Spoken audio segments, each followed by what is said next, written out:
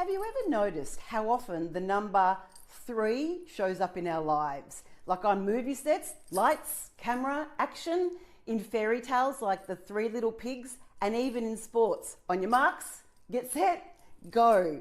It is no accident. 3 is the number our brains are wired for.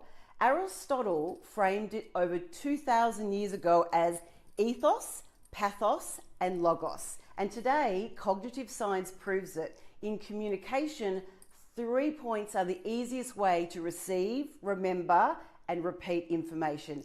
And that's exactly why the rule of 3 is so powerful when you're presenting. If you give an audience 5, 6, or even 7 points, they'll forget most of them. But 3 sticks.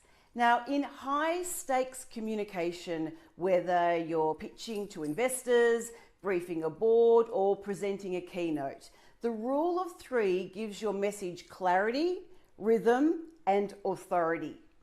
Now, watch as Barack Obama, in his 2009 inaugural address, uses the rule of 3, not once, but twice in under 1 minute. Notice how he groups his ideas into 3s. First, as he describes the builders of America, and then the honor of the sacrifices made for us.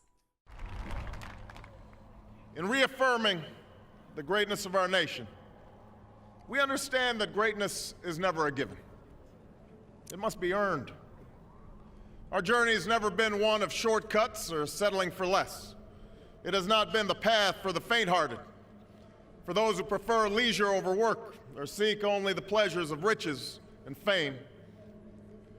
Rather, it has been the risk takers, the doers, the makers of things, some celebrated, but more often men and women obscure in their labor, who have carried us up the long, rugged path towards prosperity and freedom. For us, they packed up their few worldly possessions and traveled across oceans in search of a new life.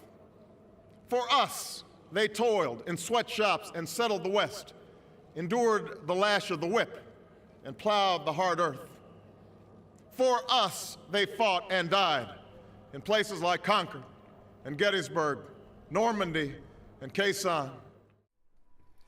What you just heard is the rule of 3 at its most persuasive. First, the risk takers, the doers, and the makers of things. 3 simple phrases that built momentum. And then, for us, for us, for us. Each followed by 3 escalating hardships until the audience feels the weight of sacrifice. That's the magic of 3.